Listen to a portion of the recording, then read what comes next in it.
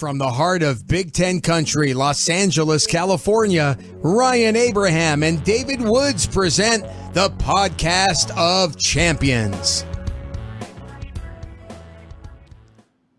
Welcome, everyone, back to the Podcast of Champions. I'm David Woods from Bruin Report Online, still, even after Indiana, the UCLA site on the 24/7 Sports Network. And I'm Ryan Abraham from USCFootball.com, still the USC site on the 24/7 Sports Network after the bye week, at least for the Trojans. And together, what we do, we come together. We make, still, 8 years later, the Podcast of Champions. That's stupid. We've done this for 8 years. I think it's 8 years, right? Good God. Talking all things Big Ten football. We got week 3 in the books, going into mostly conference play. Going forward, some good results for the Big Ten, some not so good results. We'll see where we are throughout this week and give you the recaps of all the games, talk about where our picks were. Inexplicably, I am ahead of David in the picks. Usually he's ahead of me in the out of conference, and then I make my run in the conference games. Maybe it'll be different this year. I don't know, but we'll go over our picks. Not as stellar as they were last weekend. We were very, very right in some games, and some of them, David, very, very wrong. But it was quite the weekend. How you doing following the weekend? It was crazy. It was crazy. It was lots of interesting things happened. None of them involving a team I cover. Though that wasn't interesting. That was interesting in some ways. But no, it was a good weekend of football. I think we're getting more information. As we keep going through this season, we're getting more and more critical data, and I think it's going to inform our picks going forward. I think we're going to be lights out in the coming weeks. I think so. Yeah. Speaking of lights out, Search in the chat says, been in a coma for about 2 weeks. What's new? We got a lot that we'll catch you up on everything that's been going on, especially in the world of UCLA football. It's pretty exciting. The high water mark so far for UCLA is David predicting that 6-6 season and beating USC at the end of the season. It's, maybe not. It's been a little downhill since then, but that was a pretty high mark. We got a lot to get to today. If you have questions for us, Big Ten Cast at gmail.com. We got a bunch of emails. You can also call or text us at 424-532-0678 or tweet us at B1G Podcast. And of course, if you have the Apple Podcasting app or Spotify, either one of those, you can leave us a 5-star rating. So we appreciate that. Helps grow the show. And on Apple, you can even leave us a funny review. We've had so many great ones. I don't know if we have any new ones this week. I haven't seen any new ones, but again, Apple sometimes distorts this a little bit. It looks like there's at least one new rating that has come in, but it's not yet showing the review because Apple is a horrible company that's getting worse and worse all the time. Yeah. Cool. All right. And then so we'll talk about our picks. We got our new power rankings. We still have the mythical Pac-12 Power Rankings. We got to talk about the Pac-12 going to 6. So from a 2-pack to a 6-pack, we'll talk about that. I do want to thank our sponsor over at MyBookie. So make sure you go check them out. If you did our picks last week, you would have made a bunch of money. This week, if you followed me, you'd be in the plus. If you followed David, you would fall behind a little bit. That's okay. Do whatever. You could pick whatever you want. All the different games. So many fun games going on. When you have 15 one week, 18 1 week, 13 1 week. It's going to be a little more consolidated now that we're going to be into conference play, but a lot of Big Ten action you can get into over at MyBookie. If it's the first time, it's a great time to make a deposit over there. You can use the promo code POC or our old code Pac-12 will work, and they will give you 100% bonus to your initial deposit. So you put $200 in there. You'll have $400 to play with over at MyBookie. I've used them for the last several years. Had a lot of fun with them. Really easy to do. There's other games and things you can bet on. And if you total degenerate and you want to bet like the second half under for whatever game's going on, you can do that. In-game bets, a lot of fun. There's future bets and stuff as well. So you can get in all that over at MyBookie. They've been a great partner to us. So I just wanted to give them a shout out. And don't forget, you can use promo code POC to get a 100% bonus to your initial deposit. All right, David. where are you thinking? Like, what's where after a weekend of Big Ten football, the second Big Ten conference game of this season, first one involving one of the new Big Ten programs, UCLA. Where's your like mindset? Just want to kind of get a feel for where you are, so I can know how to navigate the show maybe going forward. Just see where you are. So the Pac-12 added 4 teams over the weekend. Over the weekend? Whatever. They should add a 5th. Okay. And it should be UCLA. Wait, what? We want to come back. It's okay. We're sorry, and we want to come back. We want to return. We must return to the Pac-12. So that's where you are. So it's going well. No, and it has nothing to do with the league they're in. UCLA is a disaster, irrespective of everything else. But what I'm going to say is, look, over the past, 20 years of my life, I've talked a lot of shit about the Big Ten. I have. What I'll say is this season, a lot of interesting things are happening with the teams that were kind of subterranean in recent years, like Illinois looking pretty good, Indiana looking like a killer, coached by a killer, Nebraska rising from the dead, Michigan State looking like it has much more of a pulse than it did, Maryland getting right against Virginia. It's the bottom of this league is not as bad as it has been in recent years, and it's picked a great time to do that. I was gonna say because the new bottom of the league is looking like ripe ass. We'll get into that. We got a super chat. Look at this. Taiwan Independence writes in, please let Communist Dave know that Taiwan is a country. Did I at some point indicate that I did not believe that Taiwan was a country? I don't remember that, but look, long live Chiang Kai-shek, all right? Is that what you want from me? Thank you for the $10. Yeah, thanks. We appreciate that. Okay, so yeah, we got a bunch to get to. We had the rivalry games in week 3 with the Apple Cup and the Civil War. We have to talk about the big noon game that did not go so well for the second week in a row for the Big Ten, taking one on the chin. Looked pretty good early, but I had this. It was 3-0 Wisconsin, and I totally had this feeling when USC was playing Alabama in 2016, I believe it was, and USC was up like 3-0 in the second quarter and lost like 100-0 or 100-3 at that point. I don't know why, but I just had the feeling. This wasn't that. We'll talk about the game, but this wasn't quite that, because Wisconsin had a couple of opportunities that I think were kind of hinge points in this game, even with their quarterback going down. Yeah. But we'll talk about it when we get into it. We'll get into all that kind of stuff. I was actually, so USC was on a bye weekend. I was down in San Diego visiting my niece who just started at San Diego State. So I had a lot of fun with that. That was pretty. That's lovely. That was a cool experience. But I still got to watch some football. I was out on a boat a part of Saturday, just kind of chilling and watching some boat races down in Mission Bay. Yes, I was, but I still got to watch some games and stuff. So we got to recap all these. We did have an email from Alex. So we want to get the POC listeners' thoughts on this. He said, a gift from my company. Hey, guys, really enjoyed listening to the podcast. Can't say I love the tangents. And I admit I completely tune out when Disney princesses take over. But overall, I think you guys are great. He doesn't like 90% of the show? You're missing the best part. Bizarre. Yeah. We put together a package of sounds for your Big Ten roundup, including an intro and sound for each team. So we got more submissions for intros.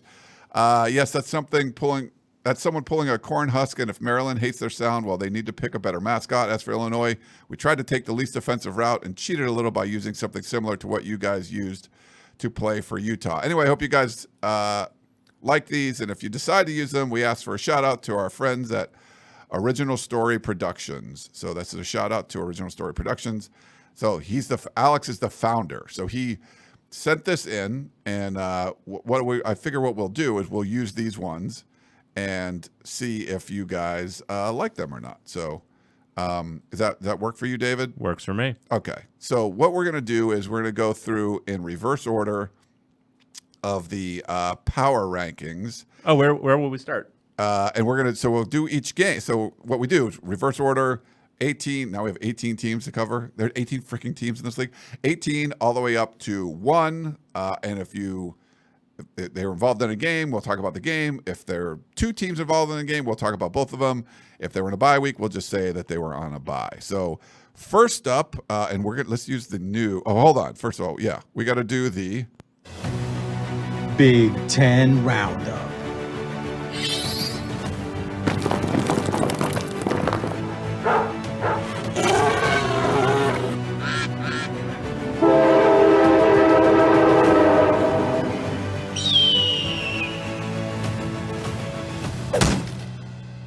You know what we need to do? Layer them all on top of each other, like every sound effect there. Yeah. And just make it just a cacophony of noise. Yeah, cacophony. I love that. Okay, so that was a little probably too long for the roundup intro, but I like the sentiment. We also have another. I repped the wrong. All right, so Chiang Kai-shek, they don't love him in Taiwan these days. It says no real Taiwanese hate. Yeah, Chiang Kai-shek. Please support the Democratic Progressive Party. All right, the DPP. So long live the DPP. We'll support that for another $10. We'll be bought and paid for by anything. So you want us to support an initiative? Just pay us $10. We'll gladly shout it out on air. I know, like a TikTok ban is coming. If you want to, TikTok wants to throw us $10, we'll support you guys. You know, even if you sell all of our data to China, we don't care. You know, what's going on? Yeah, here? whatever. Okay, so let's see. Let's go to our.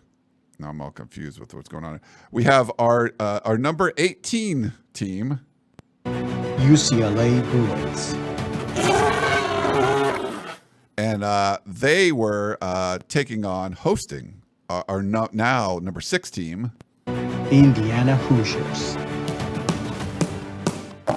All right, so this was a football game, huh? Yeah, this was a football game. This was the worst loss UCLA has suffered at home against an unranked team since 1930. Whoa. They lost by 29 points to Indiana on Saturday. I'm going to start with Indiana because I want to give them their laurels before I whine and bitch about UCLA. Okay. Curt Cignetti is a killer. He is an absolute murderer of a head coach. I think it's an absolute travesty that we're only seeing him at the P4 level now. He's 63 years old, but he's been a killer at every stop. Like starting at I think it was IUPUI, and then continuing on through Elon, and then James Madison. He's been a monster, just an absolute monster, and he's clearly already a monster at Indiana. The contrast in the coaching on both sidelines is the biggest difference in this game. Like, Indiana brought in a bunch of G5 transfers. UCLA brought in some P4 transfers, and UCLA has P4 talent. Indiana had a lower level of talent. Indiana went 3-9 last year. UCLA went 7-5, or 8-4. Who cares? Doesn't really matter. Regardless, these are two programs that were at different levels last season. One brought in a bunch of G5 transfers, but the big critical thing is they brought in Curt Cignetti. And they just outcoached the crap out of UCLA. Even with, I thought, 4 of the most egregiously bad targeting / roughing calls going against Indiana, they gave UCLA 60 yards in penalties on critical drives. Even with that, they won this 42-13. That's incredible. The offense, clearly a well-designed but relatively simple college-type offense. You've got Curtis Rourke back there who's, as we talked about in the preview show, a good college quarterback. 2 years ago at Ohio, he was really good. Then he tore his ACL, took a year to get better, but really good college quarterback, running those simple RPOs and just taking 6 yards, taking 8 yards. And they didn't really – they, I think, had one deep pass in this game. Otherwise, it was just a bunch of intermediate stuff.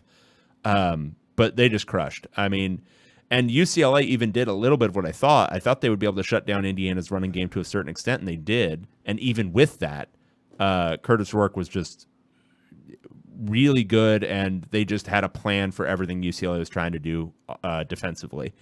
And then defensively, as I was expecting, they were able to shut down UCLA's anemic offense. So those are your laurels, Indiana. I think you're pretty good. We both thought you'd be pretty good this year. We both thought you were a bowl team this year, but We did. We kind of nailed that. Just listening to Kirk Cignetti, we were like, they're going to be good. yeah, he's got that Jim Harbaugh entering Stanford vibe, but clearly already at a higher level than Stanford was that first year under Harbaugh. Yeah. And you weren't worried about like James Madison transfers. You just felt like he was going to make it work. He's got some dudes. Yeah. And he's just got that gravitas or whatever you want to call it. All right, UCLA. This is what happens when you don't fire your failed head coach in November and you let the play out happen. So the contrast that I just talked about, Indiana fired its failed head coach in November of last year. They were then able to hire a coach for relatively little. I mean, Cignetti's not getting paid much more than $4 million a year in the normal cycles of coaching hires. UCLA didn't fire Chip Kelly when he had obviously failed. He had failed so obviously that he then went and spent the next 2 months trying to find any job that would take him. And eventually, all blessings to Bill O'Brien, who took the Boston College head coaching job and left the offensive coordinator position at Ohio State vacant, he was able to land that job with his buddy. But this is why you fire your failed head coach at the normal time, the appointed time, at the appointed hour. Like January or no? No, in November, at the end of your regular season. Okay. Because then you can hire at a normal time. UCLA chose not to do that, got to February, and then made the choice to hire Deshaun Foster. And even then, there were coaches that probably had better resumes. I'm not going to say probably. There were coaches who had better resumes. Now, here's the thing with Deshaun Foster. Still hope it works out. Still, whatever, maybe he learns quickly on the job. But it is so obvious at this juncture right now that he wasn't ready and that this whole program is in rough straits. It's not good. And so the hope for UCLA fans at this point is that he learns on the job quickly, very, very quickly, or this season is poised to be UCLA's worst ever. I don't think they've lost double-digit games ever. And right now, if you're looking at that schedule, the only game remaining where they have a chance to be favored is Fresno State. Everything else is going to be, they're going to be home dogs and then heavy road dogs. I'm not even sure how much it's worth it to get into what's wrong with UCLA from like a player standpoint. The offense is broken. They can't really run the ball consistently. The offensive line isn't good.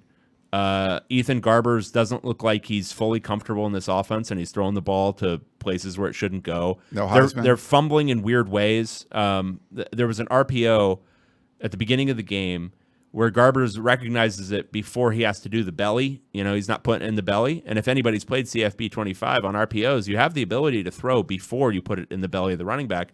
But for some reason, TJ Harden then gets so close to him on what would have been the fake handoff that he bumps his elbow, which I don't think I've seen. I don't think I've seen the running back cause a fumble on an RPO where it wasn't in his belly. But he just runs into his throwing arm. That's just a practice problem. You have to practice that play so much that you can't get it wrong. That's why so many coaches spend time in practice doing simple stuff like, we're going to practice an RPO handoff over and over and over again. Important. And we're going to practice the mesh, but we're also going to practice odd situations where, the quarterback recognizes the play earlier and he throws it before we even do the mesh. We're going to practice all this stuff, and you're going to be able to recognize these keys or whatever they are. And it's just, they clearly hadn't repped that enough. But it's just, that's broken. And then I think the defense is, I think if they had a good offense next to him, I think the defense would be fine. But I think the problem is they're not going to score enough points. The defense is going to get tired. They're going to have to blitz. They're going to have to try to create negative plays. And when that happens, they're going to get exposed on the back end. They don't have great corners. They don't have great edge play. And, Indiana exposed it. And I think there's lots of teams on the schedule with more talent, maybe not a better coach, but more talent, who are going to expose it as well. So, yeah, UCLA is in a lot of trouble. And this is all linked to, you have to fire your failed head coach when it is time to fire your failed head coach. You cannot let it linger. And that's what they did. This is the thing that was aftermath produced. After it. We had in the chat, Max says, Dave, how does Indiana's athletes compare to UCLA's? UCLA has so There's a few guys on Indiana who I think are really good. I think Elijah Surratt, the guy they brought in from James Madison, the receiver, he's really good, and he can vertical crazy. Like, he was getting up there. Yeah, he was like a high point guy. Omar Cooper, the other receiver, he's really good. The guy that was hurt, he's apparently really good. I didn't see much of him. But from an athleticism standpoint, it's UCLA. Guys, UCLA is 29th in the 247 talent composite. Like, this is not a untalented team. Yeah. That narrative just needs to stop. This isn't a talent issue. It's a coaching issue. It's a scheme issue. It's a development issue. It's whatever you want to call it. It's the offensive line to a man gaining like 25 pounds in the offseason because they thought they needed to be massive. And now they're slow and they can't pull. It's all these things. It's just it's breakdowns in a lot of ways. And so a decently talented UCLA team is now poised to go. Like, what would you say at best UCLA does this year? Like, let's say they get right to a certain extent. What can they do this year? 3-9 is probably the best case scenario. I mean, like, realistically, I think, yeah, but you have to turn things around a little bit. But yeah, it seems even if you do, just looking at the hole that UCLA is in right now, I don't see it getting beyond 3-9. No, and as I said before, they would be favored in maybe one game the rest of the year, and that's only because of home field advantage against Fresno State. And I'm not saying home field advantage in that UCLA has a great home crowd. I'm just saying that's baked into lines. But the rest of the games, I mean, Minnesota has looked way better than I think people thought preseason. So that's a game that, like, people were kind of, if you had any, trying to design a bowl path for UCLA preseason, it had to include a win. Well, it had to include a win against Indiana, but it also had to include a win against Minnesota. And it had to include a win against Fresno State. It had to include at least one of at Rutgers, at Nebraska, or Iowa at home. I don't know. I mean, I think the most likely scenario is still in aggregate, probably 2-10. But if you ask me to pick the one win, I have no idea. It's a really bad situation. It's probably poised to be the worst season in UCLA history. Okay. Well, there's some positivity for you, Bruin fans. We got another super chat. Colt, the Pac-12 podcast I think he means cut off my bet on Indiana.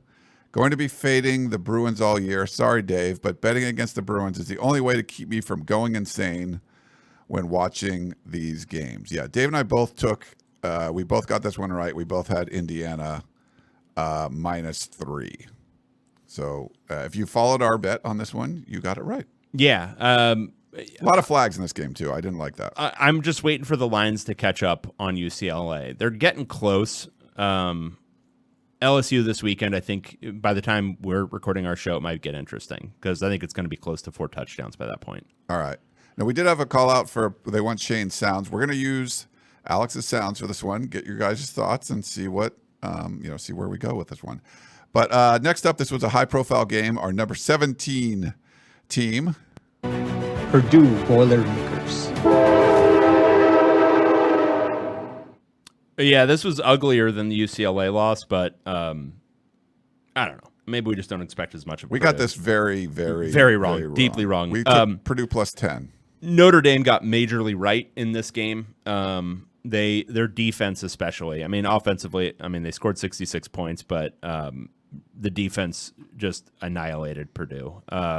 They won 66-7, but what was most impressive was just the way they shut down Hudson Card, because in a lot of ways he's been kind of Purdue's only offense this year. They held him to -42 rushing yards, which was obviously a lot of sacks, but he didn't really create much positive. I think his longest gain was like he got a yard. Like it was nuts. I mean, the defense clearly was, ready to go in this one, and they were just. It was 42-0 at halftime. This game was over early. That was a team that was angry after losing to Northern Illinois at home. And then they ran the ball all over Purdue. I think, Purdue had a nice little run there under Jeff Brom. I'm not out on Ryan Walters. I thought he was a hot name and somebody that, at one time I thought UCLA should have tried for him at DC before he took the Purdue head coaching job. and maybe it was just a bad fit. I think I always had this theory with lower level Pac-12 teams, and I think it's true for maybe some of the lower level Big Ten teams too. You almost need to go a little bit kooky with your offense, I think, at that level, because you're not going to win on talent. I think going with a defensive guy, unless he's, unless he's Nick Saban, it's hard to generate the talent to consistently win. Jeff Brom, an offensive guy, I think had some success there. I just think going a little bit further outside the box might have been the move there, or going and hiring a lower level killer like Cignetti. I think like hiring a Ryan Walters is something that I think the mid-level teams can get away with, like Wisconsin or something like that, because he can get enough talent there that he can win on his defensive schemes. Yeah. So anyway, those are long view thoughts about Purdue, but they got killed in this one. Not pretty. We thought Riley Leonard might not even play. He had that injury to his non-throwing shoulder. Thought that could be a factor. He hadn't been very effective anyway. Well, he ran for 100 yards, 3 touchdowns. Notre Dame outgained Purdue 578 yards to 162. 8.3 yards per play versus 3.3 yards per play. So absolute bludgeoning. We thought 10 points. Notre Dame kind of reeling a little bit.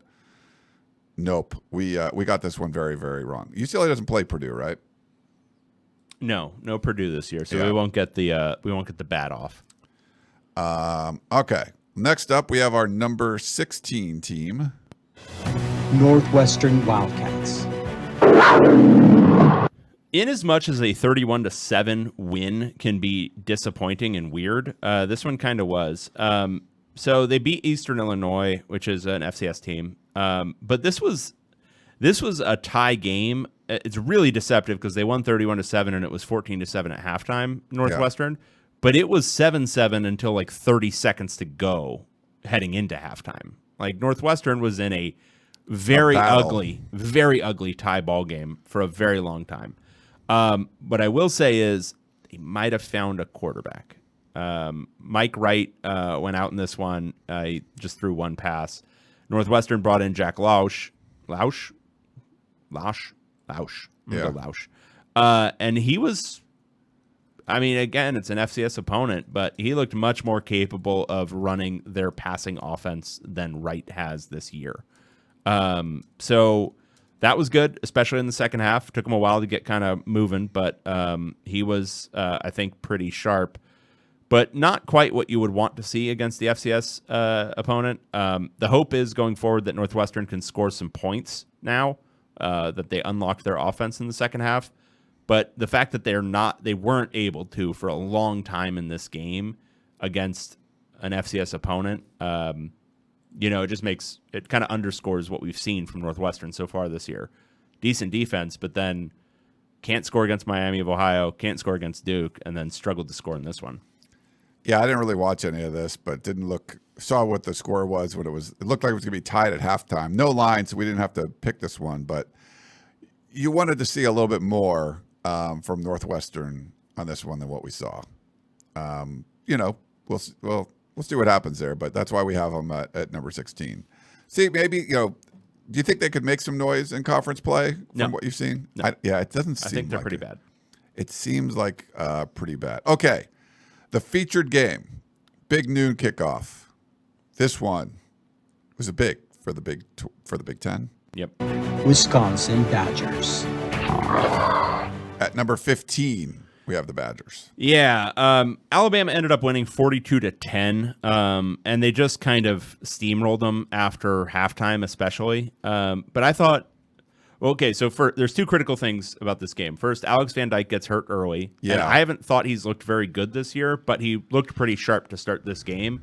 Then he gets hurt. It looks like a serious injury, lower leg. Luke Fickell did not sound optimistic after the game. So I haven't heard an update on that. They said MRI, which makes me think knee, which makes me think ACL or something. So he goes down early, but even still, Wisconsin was sort of hanging around in the first half. But they've got a 4th and 1 when they're up 3-0. and they do the play, and a timeout gets called, and in it they can see that Alabama's rush is just blitzing, like just run blitzing hard, and then coming out of the timeout, they go out of the shotgun again, and they just hand it off directly into the run blitz and get stuffed on 4th and 1. And it's like, how did you not adjust away from that on that play? So that's one where it was just like that was a missed opportunity that needed to be converted. And then later in the game, there was a 4th and 3 at the end of the first half.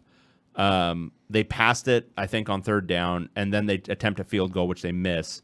And it's just, you're not going to win that game kicking field goals. No, you've got to score touchdowns. You've got to score touchdowns. And that's just, when you're hiring Luke Fickell out of Cincinnati, you're not expecting those kind of low expected value decisions. Like, you need something, like, he's got to be a killer. And he hasn't been so far at Wisconsin. And I think that's a concern. And then, I mean, the reality is Alabama has a lot more talent. And you saw it when Jalen Milroe just was like, okay, fine, I'll go over the top and I'll throw some bombs. And he did a couple of times. And that missed field goal led to a 2-play Alabama touchdown. They absolutely needed to continue to possess the ball going into halftime. They could not allow another score. They did. And that was pretty much it. They weren't going to score a bunch of points with their backup quarterback. And now this is 3 straight games where Wisconsin, so it was 2 straight games where they looked underwhelming with their starting quarterback. Now they just got blown out at home with their backup quarterback. Dire times, I think, in Wisconsin, because I think a lot of people expected Luke Fickell to be further along by now. Same. And, I know Fickell said that it would seem like it was with Van Dyke and Locke, like 1 and 1A or whatever coming out. So I don't think they felt like there was going to be as big of a drop off. But there looked like there was. And like you said, it looked like Van Dyke was playing good early in this one. The one thing is, like we saw with Purdue, Notre Dame's quarterback, Riley Leonard, was like struggling. He sort of gets right against Purdue. I think the same thing with Jalen Milroe. Like, there was some, it was like, what is he doing? And then he just goes off, scores 5 touchdowns. He only completed 12 passes and scored 5 touchdowns in this one. So I don't think the injury mattered as much. The feeling I got from this one was this was going to be Alabama sort of just strangling the life out of Wisconsin. They had better players. It's like you're a better poker player. You're playing more. The more hands you play, the more chances you're going to have to win the game. I think the more plays that happened, it was just Alabama was going to stretch the lead. And that's how it should work. Like, if you've got a lot more talent than your opponent, but if that's where coaching comes in. They could have stopped. That's where you've got to. If you're Wisconsin, you've got to win the coaching battle hardcore in a game like that, and they didn't. West Texas Mike brings up a great point. Is this the Alex Grinch effect at work for Wisconsin? Oh, yeah. Well, okay. So, again, and I think, to be fair, by the way, Tony says, Fickell said the injury doesn't look good. Yeah, I saw that. To be fair, for the season-long predictions, like, I've beaten David most years, like, in the week-to-week ones. Dave's usually beat my ass in the season-long predictions. I think I'm beating his ass this year because I was definitely down on Wisconsin. Yeah. Not 100% because we didn't get that was the only school that didn't do the live preview with us. But like 95%. But 90-something%. Yeah. Dave ignored that, which, that seems to be bad. I just didn't think that this team was going to be very good. And I'm not saying because Alex Grinch went there, but maybe a little bit because Alex Grinch went there. It's not looking like this is. Well, I think there's some teams in the Big Ten, like we're pretty high on Nebraska. I mean, I thought Nebraska would win 10 games. People thought I was silly. We'll see, what ends up happening. We were kind of high on Indiana. Just sort of like the direction that these teams were going. I mean, we've covered these teams for how many years, David? Like the Big Ten, we've been decades. Decades. We know these teams backward and forwards. It just didn't seem like Wisconsin was going to take that lead. I can absolutely name Illinois starting quarterback without looking it up. Absolutely. But I definitely did not feel this was going to be a good year for Wisconsin. So I got this one right. David took Wisconsin. How many points did you get? I got 16. And they doubled that. Yeah. So I feel that was like the first pick of the day. I felt pretty good about that one. We did have a super chat from George. He was thinking about giving $5, but only gave $2 or $1.99. First time giving these guys money in 5 years of listening. Wow. All right. Well, Thank you, George. You should make it a weekly occurrence. You are 40% of a West Texas mic. Yeah. Okay. So that was Wisconsin. Disappointment there. I guess when we're in the bottom of the rankings, there's probably going to be more disappointments because we've only had 3 weeks. So speaking of disappointments, we have our number 14 team. Washington Huskies. Big drop for Washington. Do we have a piano falling on a head sound effect? I don't have that. Let me see. What do I have? Can we get one? They were ferocious. Yeah. How about They're going to be ass. Yeah. Those are good. Huge ass. The deep sigh and then the huge ass is the best part of that sound drop. Yeah, so Jed Fish had a piano fall on his head at the end of this game. Washington had fourth and goal from the 2. Calls timeout. Okay, fine, you're setting up a play. And then that dumbass runs speed option with, yes, let me confirm, Will Rogers to the short side of the field. I love that always. And just gets destroyed. Just could not have been a dumber play call. And they lose directly because of that horrible play call. They'd moved it pretty well down to the 2 and then didn't get it in. It was a game of, I think, a lot of missed opportunities for Washington, but also Washington State's just kind of good.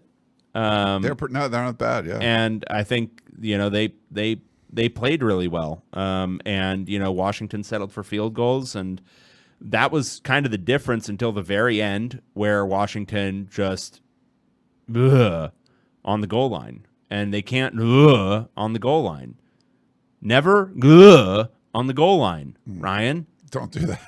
And they did. That's the piano on the head. That was the piano on the head. And Jed Fish is prone to the occasional piano on the head. He's no like Mario Cristobal from a game management standpoint, but he's not he's not the lights out guy that like Dan Lanning is, who I love because of his propensity for doing the right thing on 4th and 1, even if it doesn't happen. No, Jed Fish, he flubbed this one for his team. Search said the timeout was awful, though, because it contributed to them not getting the ball back. And he said, then you add the defensive offsides and the personal foul end of game. Yeah, no. Just absolutely gross, terrible. Yeah.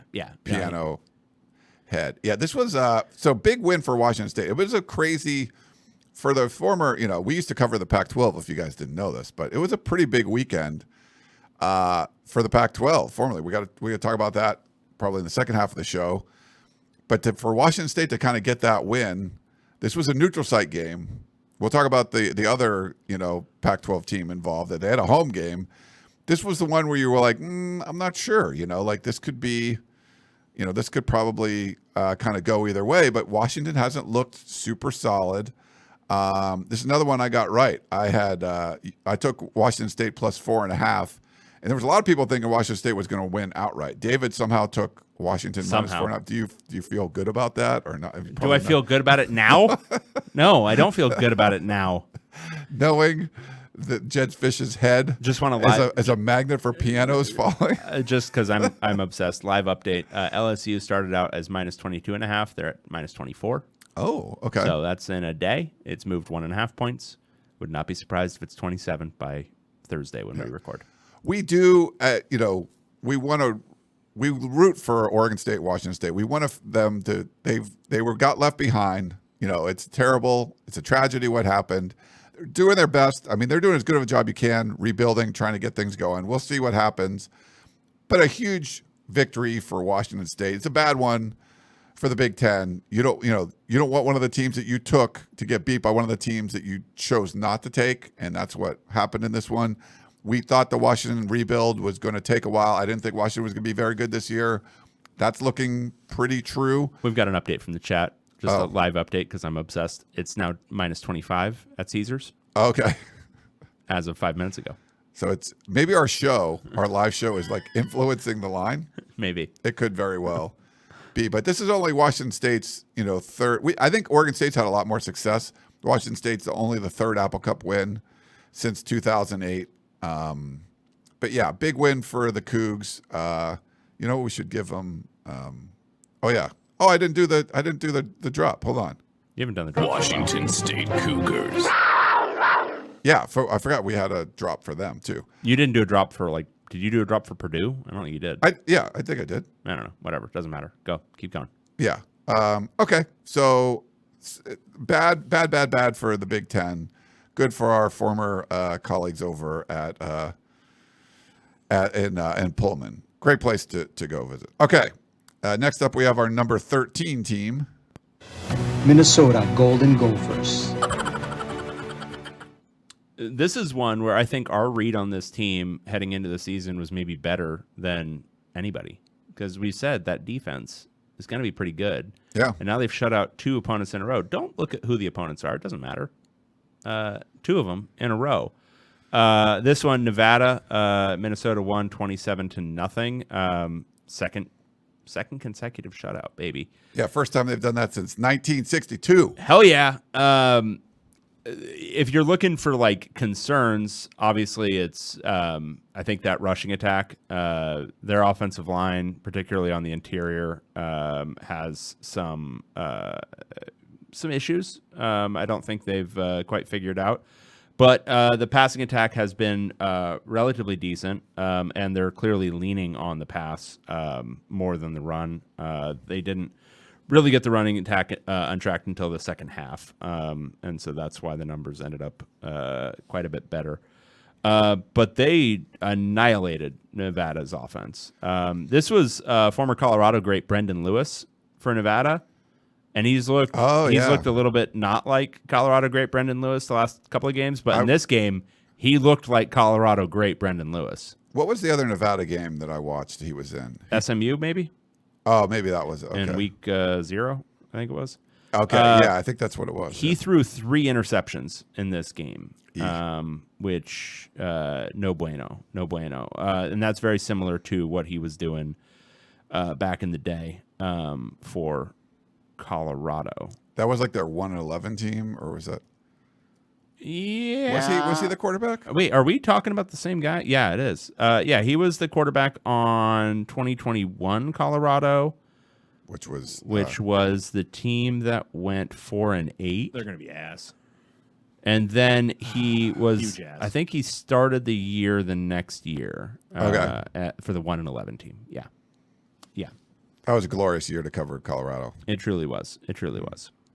Yeah, this was good. Only 1 defensive touchdown allowed in 3 games. Now, they lost one of those games, but still, this is if Dave was picturing, what would this Big Ten West team kind of be like play good defense, maybe struggle on offense. It seems like Minnesota is that team.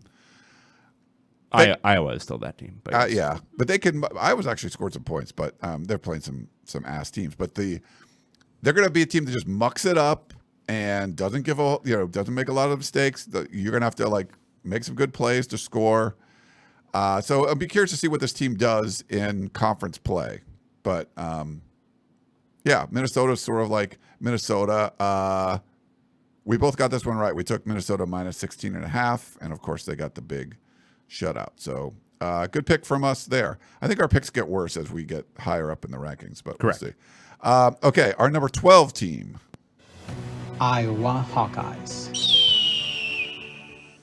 Ooh, yeah. I've been so wrong with Iowa. That Yeah, the whole you time. just you This is can't- the one you got right and I got wrong. Yeah, some guy named Troy came to town and he he made this a game for a while. Yeah. This was 24-21, I think, entering the fourth quarter. Iowa just needs to lean on its running game as much as humanly possible. Caleb Johnson, very good running back. Fun to watch. Good running back. 3 straight 100-yard games for him. Their passing game is so bad. And Cade McNamara wasn't even horrible in this game, but it's just so ugly. It looks like it's a chore. It looks like it's so much work to get like a 4-yard pass. They just don't look good doing it. And yes, do they need to be able to throw the ball to actually have a credible offense in the Big Ten? Sure. But do they need to have a credible offense in the Big Ten? Maybe not. It's Iowa. Who cares? I would say, like, if I'm concerned about anything, it's that the defense and special teams for Iowa were a little bit leaky in this game. Their cornerback, TJ Hall, he had some struggles, gave up a couple of huge plays to Troy in the first half. Special teams allowed a punt return for a touchdown. These That's things, like not Iowa. If you're playing Ferenc ball, these things cannot happen. So those are concerns, but that running game is good.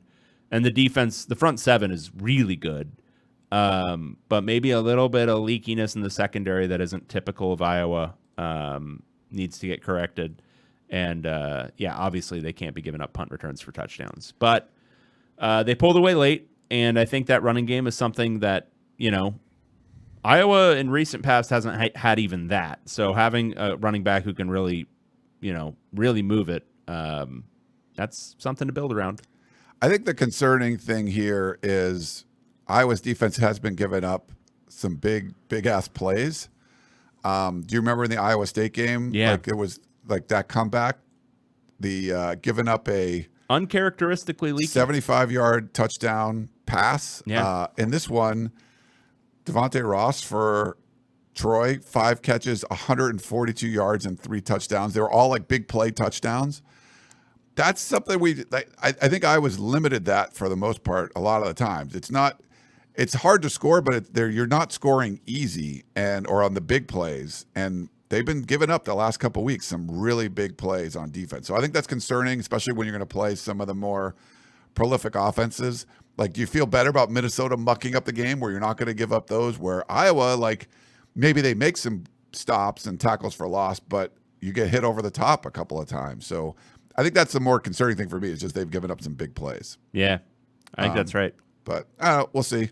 Okay, number 11, we have Maryland Terrapins. Sneaky turtle. What was it? What kind of turtle? Sneaky turtle? Sneaky turtle? Okay, yeah. Wow. Okay, so Maryland, not to go into the cliche, but really a tale of two halves. They could not have been worse in the first half. That? Yeah, I did. I know. I was like, oh, we're going to cut. We both took Virginia plus 2.5 at home. Yeah. This was no.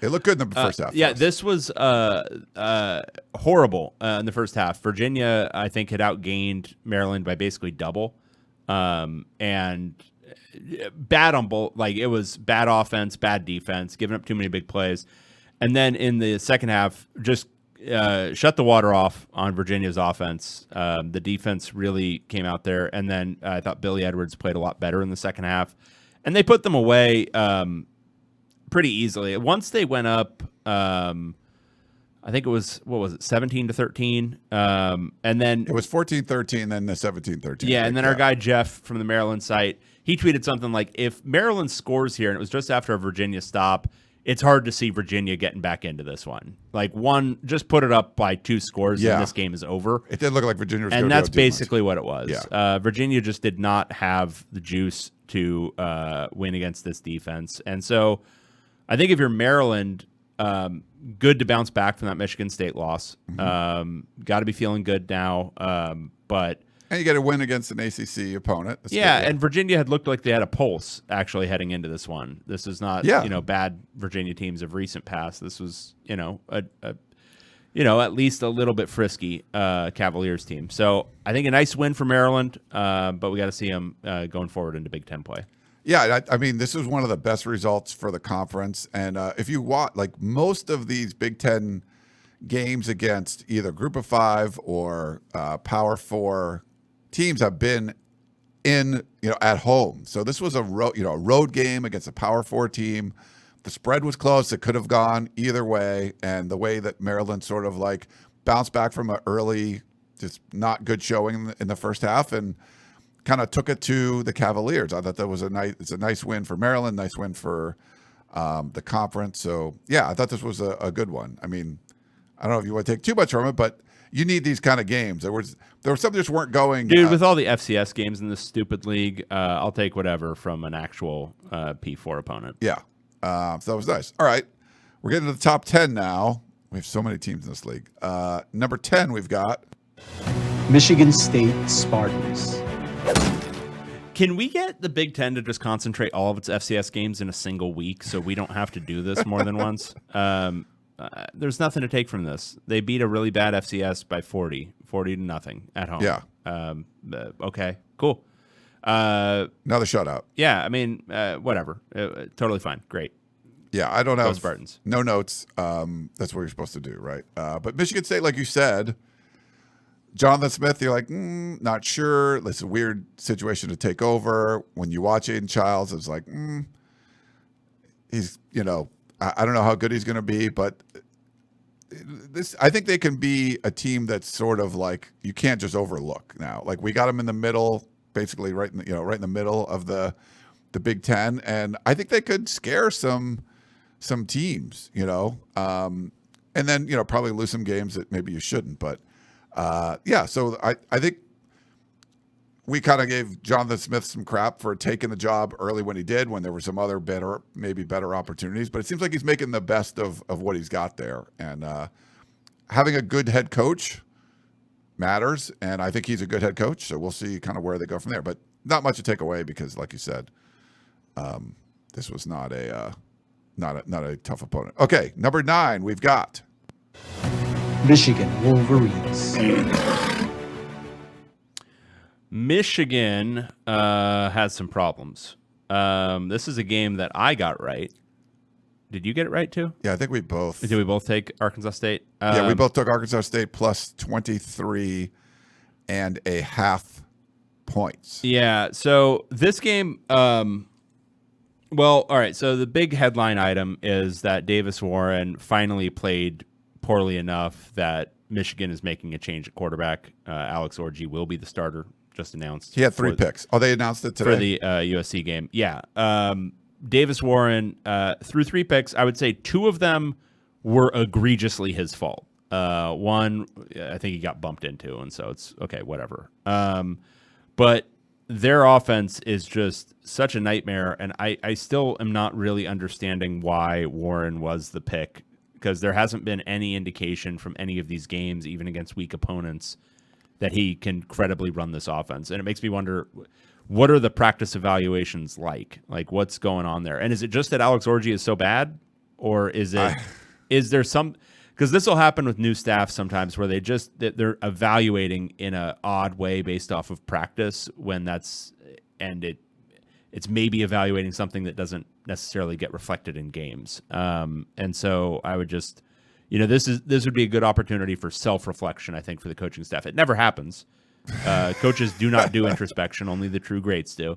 But that is a good opportunity for that when you obviously flub an evaluation that hard. And maybe it's just, none of the quarterbacks are good, but I find that hard to believe. So you got to have somebody better than a guy throwing 3 picks against Arkansas State. Michigan's running game is good. Defense maybe a little bit leaky at times. Rush lane discipline could be a little bit better, and especially heading into USC, they've got to get contained a little bit better. But for the most part, it was fine.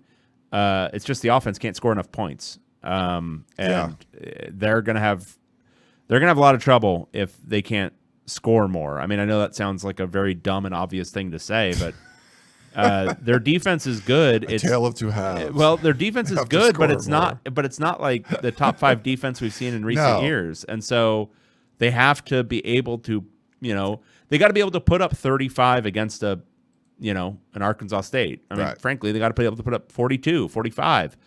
And the fact that they can't makes me very concerned about some of the bigger games on their schedule. Final was 28-18.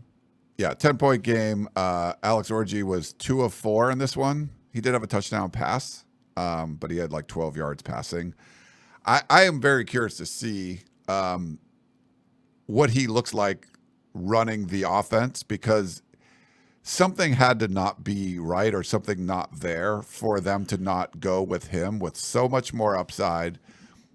You have Davis Warren in there, who he's a former walk-on. He wasn't looking good, and you a guy like that, you're like, okay, you're just going to run the ball, play, like watch the Chargers, right? Jim Harbaugh has Justin Herbert throwing his last 2 games and the 2 wins, like the 2 fewest passing yardage numbers he's had in his career. But they're like running the ball and playing good defense and just winning games like that. The defense has some studs, and there's probably 3 first-round picks on it, but not quite as good as what we've seen before, which, I think that's understandable. But on the offensive side, you're not being efficient with the ball, and you could run the ball, but you have this quarterback who's supposed to be managing the game, and he's still making mistakes and throwing picks. I would rather have the upside guy throwing 3 picks, but he also has 75 yards rushing and a couple of touchdowns or something. Like, I would live with that. So I'm curious. Tony in the chat said the QB situation is puzzling. So big game, obviously, coming up this weekend with USC coming to town. Maybe Orgy goes bananas, and everyone's going to be like, what the hell were you? It's either like Orgy goes bananas and they beat USC, and they're like, what the hell were you doing for those first 3 games? Or like, oh, that's why he wasn't starting, kind of thing. Yeah. So curious to see what goes on there. But it is a puzzling situation, like why he wasn't. I mean, if the guy's not, the statue guy isn't efficient and is still making mistakes, I'd rather much go with the upside guy. Totes. Yeah. Agreed. Okay, number 8, we got Illinois Fighting Illini.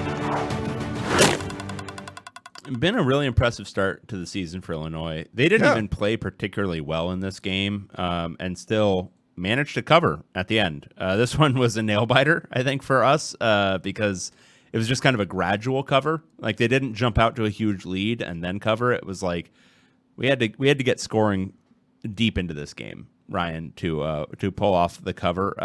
But they won 30-9. It was a 19. Yeah, they won by 21, right? 21, and it was a 19-point line. Yeah. I mean, this is actually, I think, a good game for Illinois because they didn't play their best. I mean, they had a lot of penalties. I think it was like 10 penalties, and the run game wasn't great. They looked a little sloppy, and they still pulled away and won when playing like that. And defensively, I think they allowed 5 drives for CMU to get inside the 30. You can't do that against good teams. CMU isn't one, but managed to tighten up in the red zone. And then had a dominant second half outscoring 17-3. First half rushing attack wasn't good. Got better in the second half. But I would say my takeaway from watching Illinois, they get a lot of pressure. Their defensive front, I think, has been really sharp to start the year, getting a lot of pressure on the quarterback, generating a lot of negative plays. And we'll see if that holds up. And maybe the largest takeaway is they somehow hit a 59-yard field goal in a college football game. That's insane. They have 2 kickers who are both really good. This was the other guy. They have the one guy who's their starter and started the game, and then they have this other guy who's got this insane leg. I think he came in from Texas A&M and is walking on, and he hit a 59-yarder. Nuts. I saw that in an NFL game yesterday. And then they're kicking field goals like crazy. That's in the stupid. NFL. But how is a college kicker doing that? College kickers shouldn't be making reliably from 40. Yeah. What are we doing from 59, buddy? Pretty good. Not a bad day for Luke Altmaier. Pat Bryant had 7 catches, 102 yards, and 2 touchdowns. Central Michigan did outrush Illinois, but it was pretty close. But both were in the 300s for total yards. Like, I think you're going to see this pretty good defensive squad for Illinois. I think in conference play, how good is this offense going to be able to be? How good is Luke Altmaier going to be able to be? I'm not sure, but so far, I mean, this is that Pat Bryant, their receiver. He's studied. He looks the part too. He's got those like long arms. He looks like a guy, and he's playing like a guy. Yeah.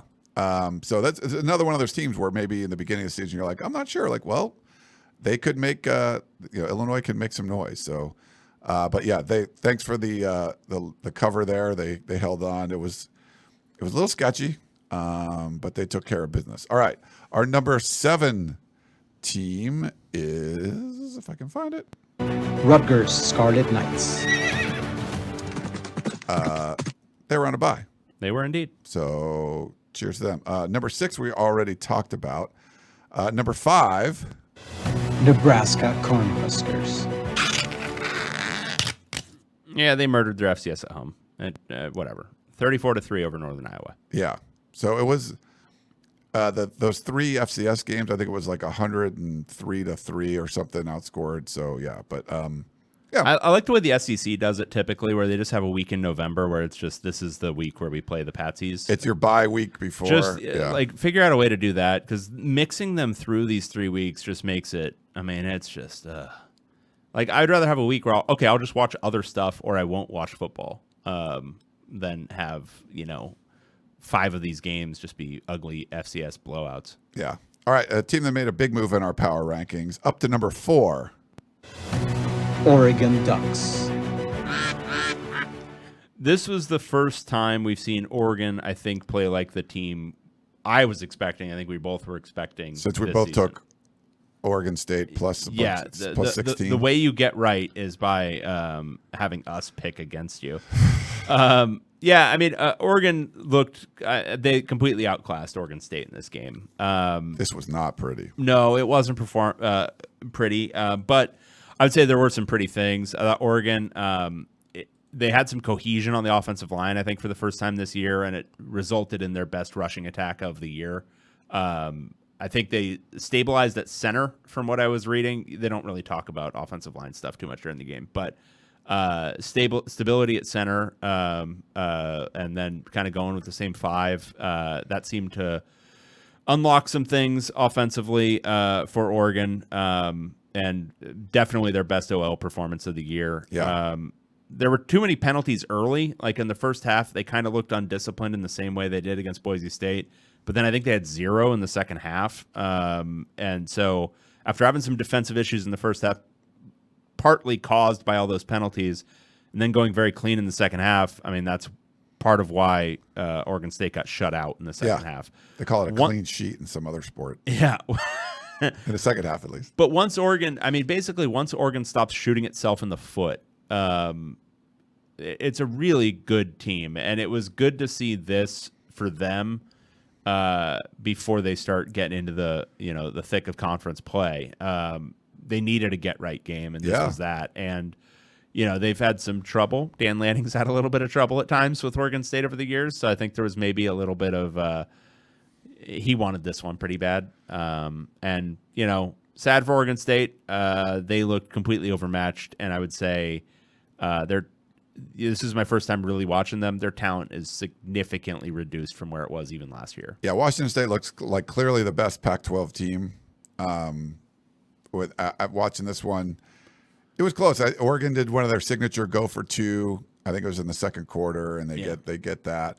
And it's not an easy place to play. Playing in recent, like they were loud. This was also after the announcement of the additions of the new Pac-12 teams, and you felt like, wow, this could really give a boost to the Beavs going in this one. And I think Oregon, who was, they had needed 2 special teams touchdowns to beat Boise State the week before, could have been a much different situation. But now sitting at 3-0 and getting the blowout win against your rival going into conference play, I think it sort of changes the whole dynamic of the Ducks, who dropped in the AP poll, dropped more importantly in our power rankings, which are, that's the most significant thing in the sport. So now they're working their way back up there, and they got a lot of opportunities. I mean, this could still be the best team in the conference. We don't know that. They didn't look the part the first couple of weeks.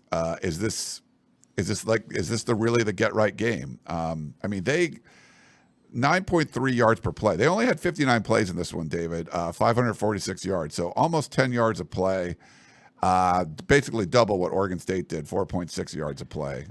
So I think this was especially in the second half, really efficient. They just took care of business, and you feel bad for the Beavs because you thought, 16 points, that's a lot. Oregon hasn't looked very good. Yeah, but they don't look like anything close to the same team they were last year. No. Like their talent level has dropped off a cliff.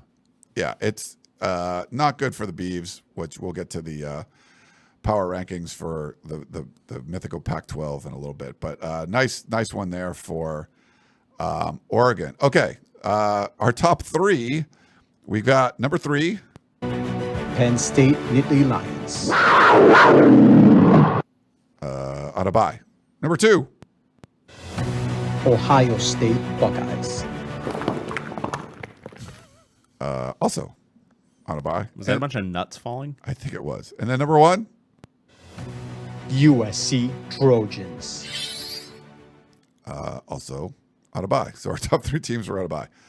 So we didn't really move the top 3. We'll see. I mean, yes, you can argue whatever you want, but they'll start playing each other. We'll know a lot more what's going on there. Yeah, so power rankings there. Pretty cool. Should we do the... Should we take a break first? Yeah, let's take a break. Yeah. Okay, let's take a break, and we'll be back in a minute, everyone.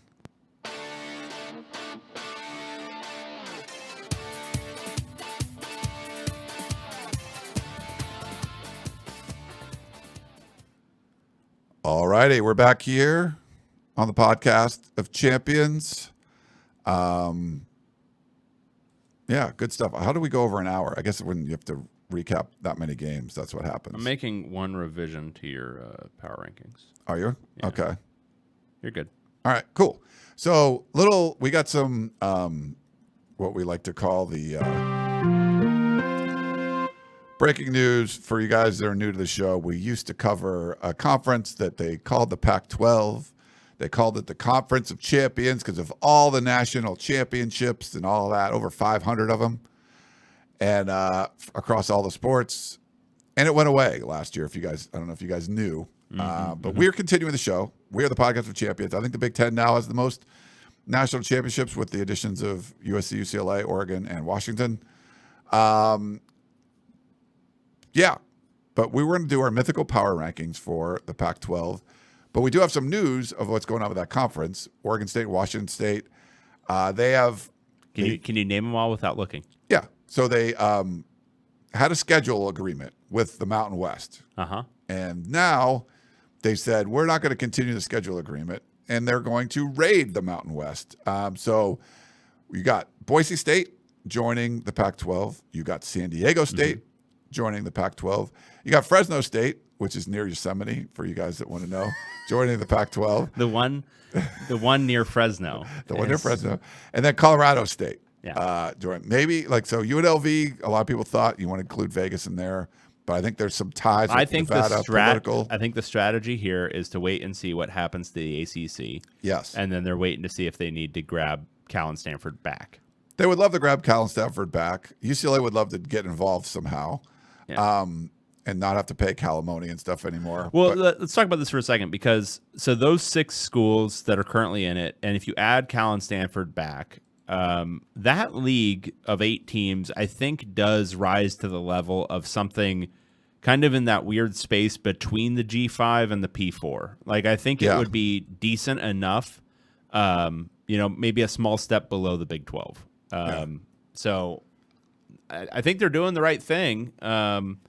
And it's just, I think a big key to it is if the ACC falls apart, if they can get Cal and Stanford back. David says, I think the Pac-12 is now too strong to take UCLA back. Maybe. Fair enough. Maybe. Let's start at the Big Sky. Okay. Let's look at the Big Sky.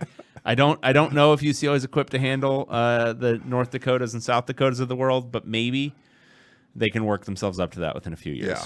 But yeah, so that was good. So the ACC, now Cal and Stanford just joined. They're tied up like everybody else through 2036, but there's also lawsuits going on. If you were a fan of chaos, and obviously Washington State, Oregon State are, the unfortunate part about the teams that are trying to sue to get out, one of them being Florida State, the most outspoken, they are a dumpster fire. They are terrible. They just lost to Memphis at home. They've played 2 home games against Boston College and Memphis. They haven't had a lead. They've not even led in either of those games. So that doesn't give that. They're not coming from a position of strength right now. Since the selection committee decided to leave them out of the playoff, they get blown out by Georgia. They lose in Ireland to Georgia Tech. They lose at home to Boston College. They lose at home to Memphis. They're cratering. So I don't know, but if there is chaos in the ACC, and it would free up teams, Cal and Stanford would probably at least have to consider coming back if they weren't too snobby to say, we don't want to be in a conference with San Diego State. Right. But, yeah, which I just was down there. Have you been to San Diego State? I haven't been on campus before. It's nice. It's pretty. They had this cool koi pond. I got some pictures with my niece at some of the places around there. they really embraced like the Southern California. Like I don't know if they do this at UCLA, but like at San Diego State, like my niece is in a dorm that's like a conservationist surfer dorm. Like you basically take a 1-unit class about ocean conservation and the origins of surfing and all this kind of stuff. So they really are embracing the Southern California lifestyle there. And it's like way harder to get into than when I was going to school. So, yeah, it was cool. But yeah, San Diego State's part of it. We'll see we'll see kind of what happens there. So for our POC power rankings, we have number 12. UCLA Bruins. They didn't look very good. Yes. Number 11. Oregon State Beavers. Pretty assy. This team we haven't really talked about. Number 10. Arizona Wildcats. They looked horrible. They got stomped. Brent Brennan. I mean, I love the way you say that always. Arizona should be firing up the coach firing engines here pretty quickly. Arizona looked inert. They looked unenthused. They looked unprepared. They looked uninspired, and they got beaten accordingly. It's amazing just how awful they look after looking like a really good team last year, and they still have many of the same players. Brent, he's not going to last there. He's not going to be their head coach in 3 years. Now you had that booster step up and pay to keep a lot of those guys there. I don't know what it would be like if they didn't keep some of those guys, but man, that was not pretty. Okay, number 9. Colorado Buffaloes. They got right against Colorado State. I don't think Colorado State's any good. I mean, they got shut out by Texas, but Colorado's defense played well enough to shut out a team, or to not shut out, but to dominate a team that got shut out. And then offensively, they looked fine. I think this is going to fall apart. Like, there's too many things. I agree. Yeah. I think there's a lot of problems, but I think Colorado State's pretty bad.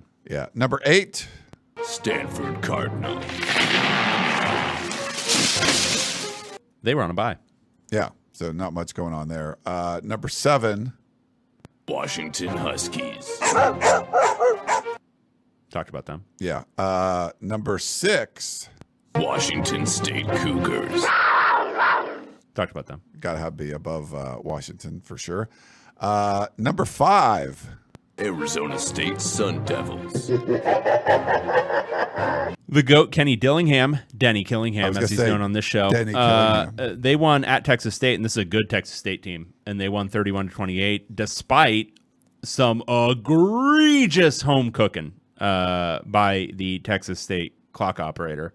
Arizona State's doing the funny stuff that Kenny Dillingham, Denny Killingham, does at the end of games sometimes when he's trying to bleed the clock, where they're kind of like dancing around and trying to, hang out. The clock doesn't start at the snap. It's a 2 seconds left on the clock, and the quarterback still, Sam Leavitt, he's like running back from the line of scrimmage, and then he takes the knee after what is obviously like at least 3 seconds, like obviously. And they claim only a second ran off the clock. And so they give Texas State another play because that was 4th down. They give them another play, and luckily it doesn't go anywhere. But Denny, after the game, he's so intense that it doesn't make any sense when he makes a joke. But he's doing the like sideline reporter thing after the game, and this is so perfect because the sideline reporter's like, "What'd you think of all that?" And he's like, "I'm just here so I won't get fined." And he's doing the Marshawn Lynch, but he's so obviously intense and angry about it, and like kind of in that high pitched, like his voice is hoarse, so he's doing the like the Killingham thing. It was beautiful. I love him. I love him so much. He's so crazy. They're one of the surprise stories in the Big 12. But it shouldn't have been a surprise because he is one of those guys. Like he's one of those psychos.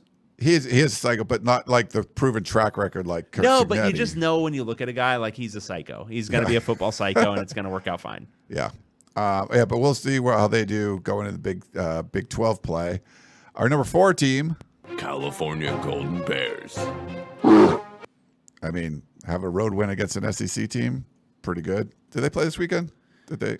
Oh yeah, they beat San Diego State. Yeah. I was watching some of that down. Yeah, at San Diego State. but Justin Wilcox also had a funny moment in this one. So yes, Cal does this the was card good. show. Cal does the card show. Like they're the originators of the card show. It's where you like card make, stunts, you yeah. make you make card you make like letters and different stuff with the cards. So the student section always gets them, and they were, as often happens in these games, they were throwing them. And some were landing on the field, and Cal got hit with 2 15-yard penalties because the fans wouldn't stop doing it. So at one point, Wilcox, and they're up like, I don't know, 24-3 at this point. So It was 7-3 for a long time. But he steals the ref's mic and is like, Cal fans, please, this is Justin Wilcox. Please stop throwing the cards on the field. We got stuck with 2 15-yard penalties. Oh, it was beautiful. It was such a perfect college football moment. I loved every bit of And it. it wasn't like you're grabbing a mic. It was like literally the Like lapel mic. had to steal it the from his lavalier neck. mic of the official. And you're like, oh man, this is great. Oh, it was beautiful. Yeah. All right. Number 3. Oregon Ducks. We got number 2. Utah Utes. They who did they They play? beat Utah State. It was a very close game for a long time. They Yeah. did it without Cam Rising, who's out with some sort of finger injury, I believe. Not expected to be long term, but is keeping him out for this one. But their backup did fine. Yeah. So And they got to play against their old backup, Bryson Barnes. yes, the pig farmer, Yeah. farmer at work. But since we have number 1, USC Trojans. since they shut out Utah State the week before, I guess we'll give them the nod. But yeah, Utah without Cam Rising is a whole different story. So they're going to need him in Big 12 play. Cool. All right. So should we get to some questions? We should get to some questions. We have 2 voicemails. Why don't we start with those? All right. First up, one of our favorites. Hello, Ryan. Hello, Sith Lord Dave. That's right. It's me, resident Rutgers fan. Well. With bye weeks for both of my beloved programs this week, I thought I'd dip a toe back in the pool of my unpaid ACC correspondent job that you have noticeably and unfortunately completely looked over. So let's do a little ACC rundown, shall we? FSU sucks. 0-3. Wake sucks. Most of the teams suck. Virginia, not at all feisty. Maryland put it on them good at home. I hate Virginia anyway. Too close to Quantico. Those have been chasing after me for quite a while because of some unpaid parking tickets. What else is happening? A lot of the teams I can't be bothered to watch. Not fair. Just means less in the ACC. However, there are a few feisty teams. Let's talk about some feistiness. Let's talk about Cal at 3-0. Fighting Justin Wilcox has looked great against San Diego State. Who else is feisty? Georgia Tech appears to be a little bit feisty. Going to give some teams some problems and not just Florida State. Boston College. Let's talk about them. They went into Columbia, Missouri, into SEC territory, and lost by 6 points in a game they actually probably could have and should have won. A pretty feisty effort out of Boston College, led by Bill O'Brien. Let's chalk up another coaching resurrection to the great Nick Saban. More than a feeling, and this feeling I've got, baby, I keep believing. That's right, Boston College. Bill O'Brien, go get him, Tiger. Not sure if Clemson's any good. Hard to tell after that Georgia results. Just like the year Oregon scored 3 points, it turned out to be pretty good. Can't tell, but Notre Dame. Now, we're claiming them. They did come back with quite an ass whooping in Big Ten territory. I believe it was 45-0 at halftime. Pretty resounding results. But the class of the league at this point, the Fighting Mario Cristobal's from the the Fighting Game Management. No, it's the Hurricanes. The Hurricanes of Miami and their 3-time transfer NIL All-Star quarterback Cam Ward had 5 touchdown passes. The Canes look good. And as a Stanford fan, I am stoked because, let's be honest, there's only been a couple highlights from my program, and most of them have been the result of Mario Cristobal game management decisions from his days at Oregon. So that's the ACC rundown. I guess if I had a question, it would be, Dave, it's not so funny when it's your program, is it? Is it? Keep it mediocre, boys. Wow. Yeah. Actually, it's funnier. I forgot that he said he was going to do like the ACC roundup. He said we totally forgot about it. We did. I'm sorry. I like the Quantico. Like Quantico's after him for some unpaid parking tickets. Not a bunch of Bay Area murders. That was beautiful. Yeah. All right, should we get into written questions? We got one more from Perk. Okay, sure. Hey, what's up, guys? This is Perk calling from the worst state in the Big Ten footprint, Indiana. About 2 years ago, at least feels like 2 years ago, the Zodiac Killer accused me of being a Cal Berkeley fan for reasons I don't know or don't understand. But sadly, I've chosen to embrace it. It's been kind of a shitty experience until 2 Saturdays ago. And so with that, I just wanted to ask, only spending 30 seconds and ranking Cal only 5th in the Pac-12 Power Rankings after the absolute ass kicking that they laid down in Auburn. Future ACC Coach of the Year Justin Wilcox took the woke agenda into the Bible Belt and laid up. Hold on, let me check. That was only 21. All right, whatever. They went in there, put up 21 points, and kicked Auburn's ass. How many times has Iowa put up 21 points? So, come on. Are we really going to excuse that? They should be number one. It should have been number one. That's a great point. And then to touch on the guy that had beef with Ohio State's basketball schedule in last week's show, I think that guy has to be talking about football because Ohio State does play teams in Ohio in basketball. They played Xavier 2 years ago and lost. And they also did a home-and-home with Cincinnati, I want to say 4 or 5 seasons ago. So he has to be talking about football. And even at that point, if Ohio State doesn't play Cincinnati as much to his liking, they do play at least one school from Ohio every year. So I've never heard that stat that he was talking about. I'm not sure where he was pulling that from, but no, that's not something Ohio State brags about. I don't know what he's talking about. Anyway, thanks, guys. Love the show. Thanks, Perk. The woke agenda is also traveling to Florida State this weekend. Is that going to be? Oh, that's going to be one of the funniest potential games of the weekend. Yeah. Oh my God. What if Cal on the road again deals the 4th loss to Florida State this year? I think it's likely. Very likely. Florida State looks like they have. Like I said, they haven't led at home, and they've played Boston College and Memphis. So Cal got a road win against Auburn. Yeah, man, this could get bad. Auburn's got a stretch of 3 top 10 teams in a row coming up in a little bit. I think they play Arkansas, and then it's Georgia, I think Oklahoma and Missouri, or something like that. But they got some horrible stretch coming, so we'll see what they do. Yeah, all right. So we should get to the emails. Yeah. I think Big Ten rivalry games is the first one. Oh, where's that? Oh, it's way down there. September 11th. Okay, boy, Yeah, howdy. All right. Yeah. This is from Joshua. Big Ten rivalry games. Since I know one of the main things you guys do on the Podcast of Champions is take the time to make sure you get the names of the rivalry games correct, and we introduced the Big Ten listeners to 2 old Pac-12 ones last weekend, the Territorial Cup and the Big Game. And with conference play starting in the Big Ten, I thought I'd list the names of the Big Ten rivalry games for you guys, just so you have a heads up. I'll let you guess on which teams play for which trophies. The Land of Lincoln Trophy. All right, so Lincoln, obviously. Illinois. No, come on. Oh wait. Oh, obviously, okay. obviously, he spent his later years in Washington, D.C., which is proximate to Maryland.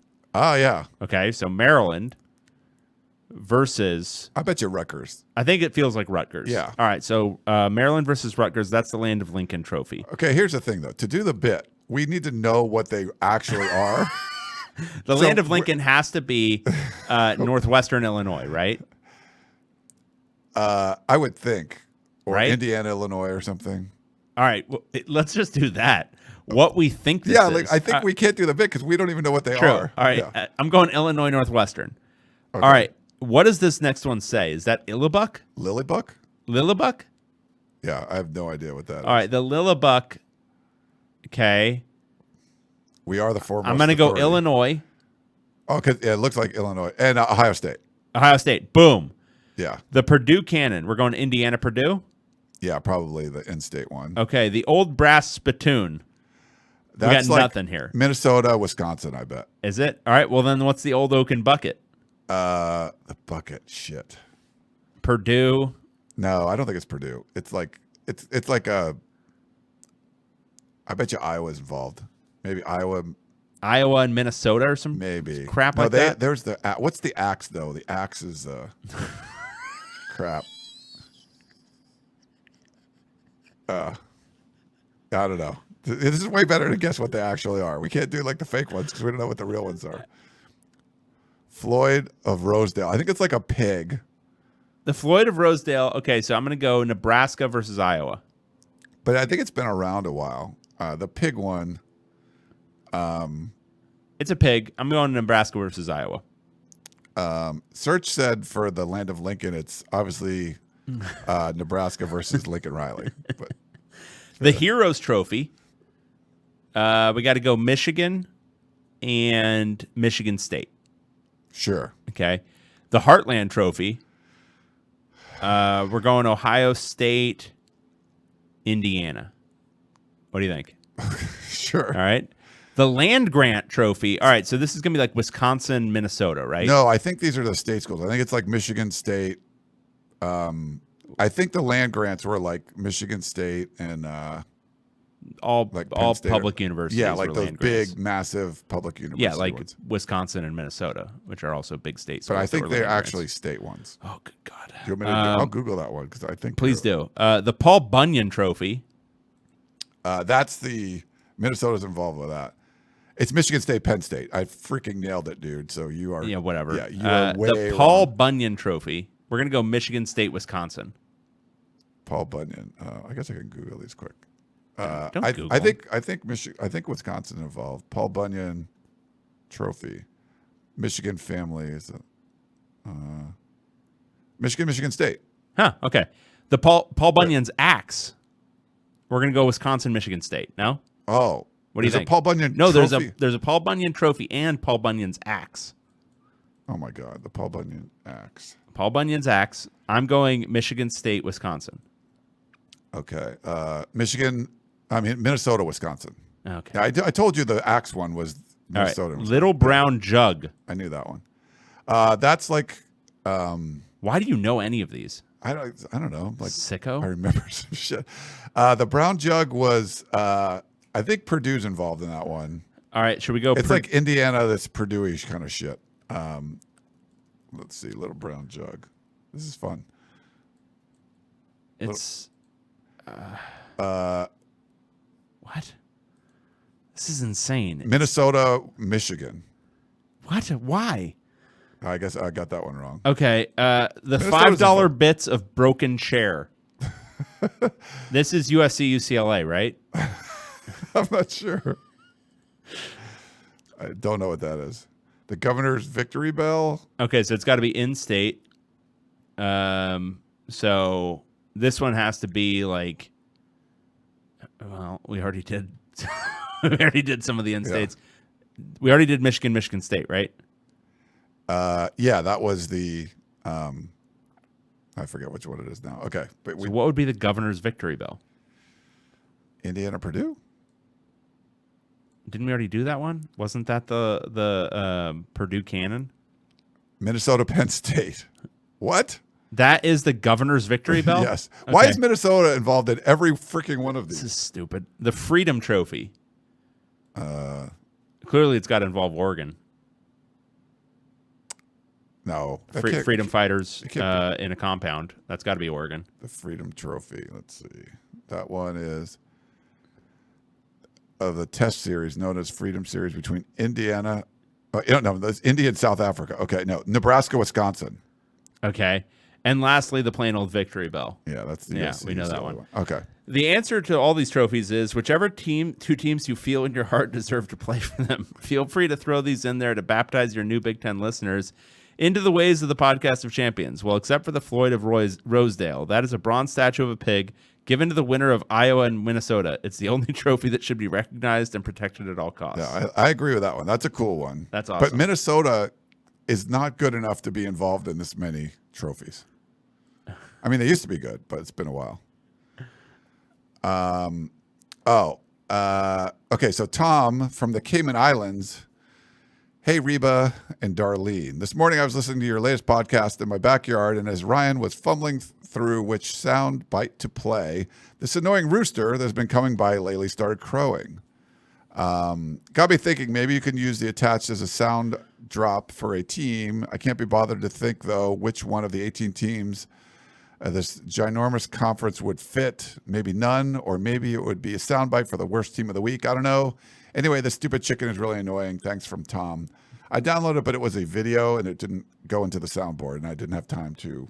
But it was a rooster. We'll try to mess around with it. It was a rooster. Yep. But thank you for that. This is from Mark in Vancouver. Six-pack. Hello, champions. I'm sure you've discussed the Pac-12's edition of the 4 new schools, but wanted to get your thoughts on the 2 remaining spots they need to fill to meet the 8-team minimum requirement. For David, would Gonzaga and another WCC team without football make any sense? Keep it mediocre. No. No, it would make no sense. They need football. It's football. Like you could do a Gonzaga potentially. Oh, Mark, $5 bits of broken chair was a trophy between Faux Pellini, the fake Bo Pellini Twitter account, and Goldie the Gopher. They adopted it after the online beef.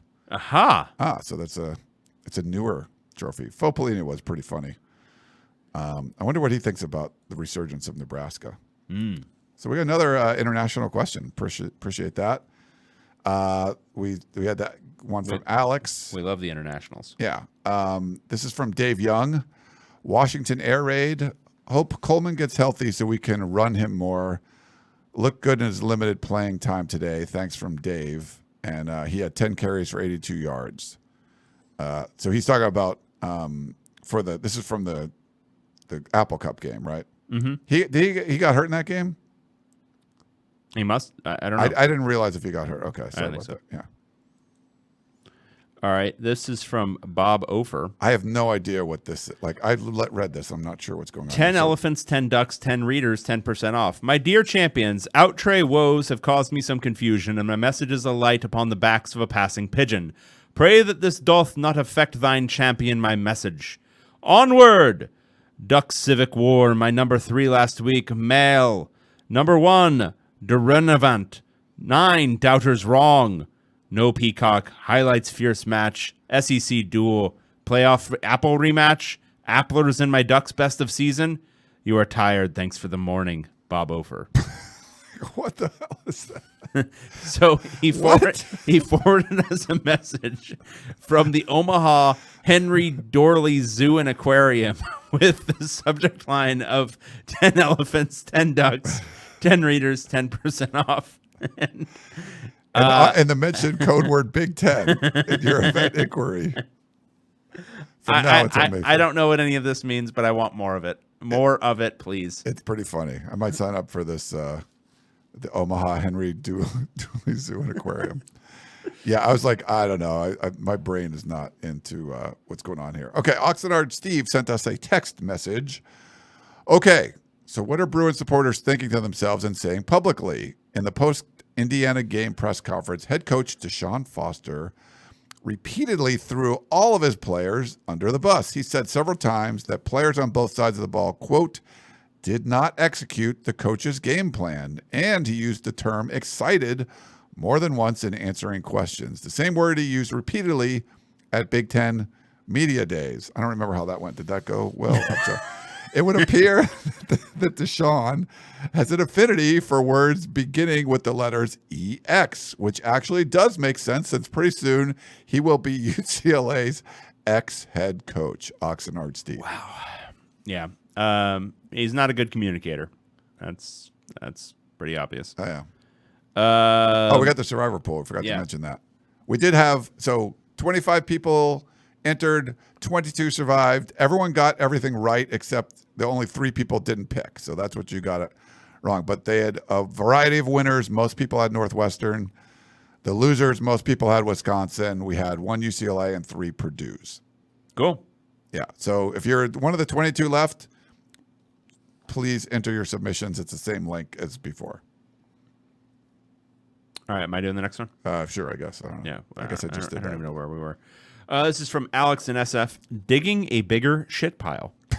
Hello, Dave and Ryan. When UCLA was mercifully removed from our abuser known as Chip Kelly, Dave talked about Chip leaving behind a shit pile that needed to be dug out from, and that the best day to start digging is always today. My fear 2 games into the Foster era is that it could increase the size of the shit pile, not clean it out for the next guy. Losing begets worse recruiting. Losing begets fewer NIL donations, which begets worse recruiting. Losing begets fans completely checking out, which leads to less money, which leads to worse recruiting, etc. Dave, if we end up looking back at the Foss era not as the man who did the thankless work of cleaning out the shit so that the next guy can succeed, but instead as the man who inherited a shit pile and set it on fire, what does that mean for the next guy and the pool of people who would be willing to take a job if fully creators? Also, in your mind, what is the realistic timetable in years it would take from where UCLA is now to be something potentially watchable, enjoyable again? In my mind, it's minimum 2 years of Foster, and whoever comes in to a decimated roster and fan base that would take years to revive, and the thought of waiting until after the 2032 presidential election to feel good about UCLA football again is not a fun feeling. Alex and SF. The transfer portal makes it so that the right coach can get things right pretty much immediately. Yes. Look at what Kurt Cignetti is doing with a 3-9 Indiana program from last year. It never takes that long. Not anymore. So start there. The mucking out of the stables, though, that needed to happen was all off the field stuff. Like, they needed to get NIL right. They needed to get recruiting right. And that stuff, I mean, we'll get more into it probably in a few weeks on Bro, but it's not getting there yet. And that's the stuff that needs to get good very soon. So that's the piece that, like, whoever was this head coach needed to do. And we'll see. But as it is right now, I mean, I don't think it's going to be that timeline. I don't think, even as down as UCLA is, I think there's a lot of, still a lot of boosters, a lot of people associated with the program who just will not, condone a program that is trending in the direction that this one is. Like, this is going more than likely going to be the worst season in UCLA football history. Like, it's unprecedented. Like, there isn't a framework for understanding how people are going to respond to that. And yes, lots of jokes about UCLA fans not showing up to Rose Bowl and stuff, but there's still a fair chunk of people who are going to be very pissed off if this is not good. And, you know, psychologically, and not to go back to what I said earlier about not firing Chip Kelly in November, but UCLA fans never got that cathartic moment of the guy who's been tormenting them, the abuser, as you say, Alex, being fired. Like, that's the thing you're promised. Oh, when this guy sucks, we get to fire him at the end. That didn't happen. And instead you had this weird thing that happened where it just transitioned seamlessly from Chip Kelly to then Deshaun Foster, inheriting the program and talk of continuity and all this kind of stuff in hiring him. And it effectively gaslights a huge portion of the fan base, which was obviously very dissatisfied with the Chip Kelly era. And so there isn't that level of patience that you often get with a new hire. There isn't that level of like, oh, we'll just see how this works out. And I think Martin Jarmond was banking on that to some extent with hiring an alum. But I think it drastically misunderstands. He drastically misunderstands the mood of the fan base, and then also like the immediate history of UCLA, because they've done this before. They hired Carl Durrell when he was a position coach at the Denver Broncos because he was an alum. They hired Rick Neuheisel because he was an alum. Neither of those things worked out at all. And it, like, everyone, when they saw Deshaun Foster, it's like, oh God, they're doing it again. They're doing that thing again. And I think this is one area where Jarmond, being still a newcomer, you know, not somebody who had a familiarity with UCLA prior to 2020, just it reflects his, I think, lack of understanding of this place and the people who care about it. And so it was a beyond bizarre decision, but it does not. It still doesn't take that long to fix something. Not in today's college football. Where is Eric Bieniemy at? Like, because there was a lot of people thought he should be NFL head coach. You know what? This is one where you might even be able to speak to it better than I do, because I don't watch the NFL really, and so apparently his Commanders' offense was terrible. It wasn't good. And it's terrible in, you know, 1 year of data point. You know, people don't like to point to that as like, oh, obviously that's going to be the same way it is in the college game. But apparently everything that's wrong with UCLA's offense so far is very similar to what was wrong with the Commanders last year. They can't run the ball. offensive line issues and too complex, and receivers running into a bunch down the field. And so, yeah, I mean, I think it's just the offense has been, for my money, the offense has been the worst part, even though they only forced, I think, Indiana to punt once at the very end of the game on Saturday. I still thought the offense was worse because in college football, the offense has to be better than that. You have to be able to score some points. Defense, with all the rules and the way the game is officiated, it's hard to play defense. Your offense needs to be able to score something. And when it doesn't score something and it constantly puts the defense on the field in bad positions, then, yeah, you're going to give up some points. Yeah. So, yeah, it's been bad. All right, we got one from Paul Webfoot. Oregon's strength of schedule going into UCLA. Hello, champions, Mr. Woods. Boy. As the resident UCLA expert, I'd like your opinion. Oregon has their first bye this week, but next we will travel to the legendary Rose Bowl to play the vaunted UCLA Bruins. So far, how do you think UCLA compares to Oregon's other three opponents, summarized below for your convenience, ordered by my power rankings? Number one, he has Boise State on the short list of possible G5 playoff teams, featuring future Heisman-winning running back Ashton Gentry. Note, they have never beaten UCLA in football, nor men's or women's basketball. Idaho expected to compete for the FCS playoffs, but they're no directional Dakota State team. And Oregon State, demoted to pseudo G5 status and decimated by coaching and roster losses, a true bottom feeder. So what should Oregon expect from UCLA? The hardest team yet? Second only behind Boise State? Surely not last, right? Right? So glad this podcast survived the Pac-12 rupture. I still look forward to every episode. Paul Webfoot. I just got an update. I'm seeing the line as 25 points LSU over UCLA in some locations. And this goes into this question in this way. LSU is the weakest of the three opponents coming up on the schedule. Oregon, Penn State, LSU. And UCLA is a 25-point road dog. Oregon's going to murder them. It's going to be a bloodbath. UCLA will probably not break 20 again because they're averaging currently 14.5 points. And they're probably going to give up 50. So I would guess they lose that one by something like 38. Okay. So no, I would power rank them probably just right around Idaho. Maybe worse.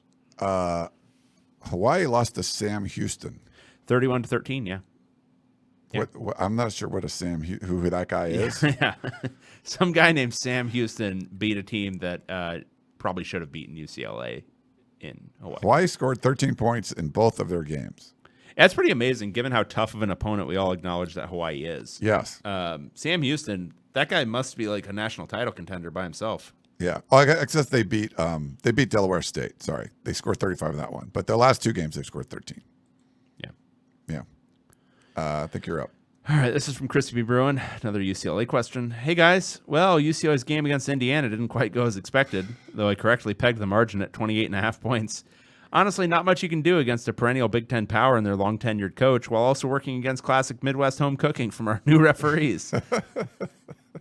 The home cooking was absolutely in effect, and it was all on UCLA's side. On the bright side, UCLA clearly has all the tools for a successful season if it can just fix these few elements. 1, running the ball. 2, passing the ball. 3, defending against the run. 4, defending against the pass. 5, special teams. I haven't even talked about this in any of my recaps or anything, but UCLA insists on running the ball out on kickoffs, and I don't think they got past the 20 one time in that game, and Indiana kicked off a lot. Luckily, my Bruins will have time to recover from this unforeseeable loss on a relatively easy stretch against LSU, Oregon, and Penn State, all of whom have had trouble putting teams away. UCLA might be favored against at home. At the end of the day, the best thing about having one win is the chance to get a second win at some point, perhaps even this season. Keep it real. Crispy Bruin. That line is a reference to Martin Jarmond after the Hawaii game saying the best thing about going 1-0 is the chance to go 2-0. Ah, yes. And I love the reference. Like, if you remember, like when Lynn Swann decided to keep Clay Helton, and he's like, all we need to do is fix these things. It was like everything, like a discipline. He gave this list of like, why would you retain a coach if you have to fix all of these things? So I felt like that was maybe a little homage to that one. I like it. From West Texas Mike, the book of David.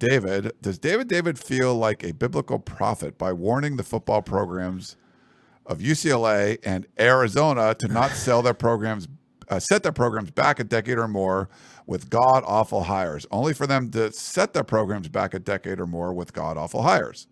West Texas Mike. I mean, I don't feel like a biblical prophet. I feel a little bit like Job.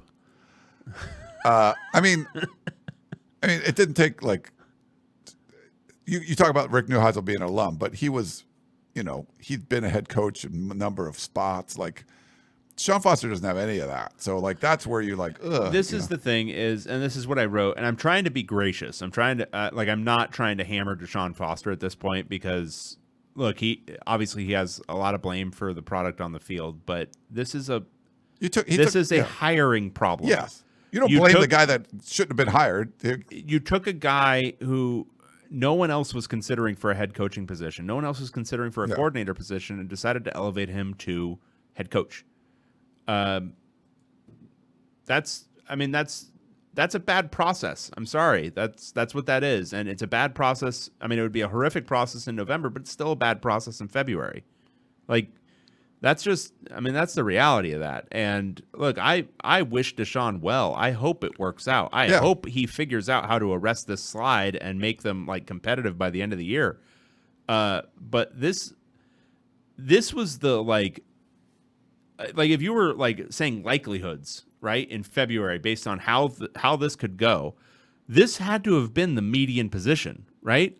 That it's not going to be good. Now, maybe that it's this bad this early is maybe a little bit on the like, oh, you had to be a little bit pessimistic to think that because they were still returning like a decent amount of bodies. But a guy who's never been a head coach having to be in charge of a program, and he's not like, the thing is he's not super outgoing. He's not like that salesman. He's not the like rah-rah. He's not the rah-rah CEO guy. Yeah. He's a quiet dude. And I'm not saying that can't work, but it's just I'm really wondering what the actual process was here. And I mean I know part of what it was, but it's very odd that the AD made a decision to hire a guy based off of, I think, perceived money, like that, anybody else he's going to have to hire more staff and pay coaching buyouts because they allowed Chip Kelly to extend a bunch of his staff because, again, they didn't fire him in November.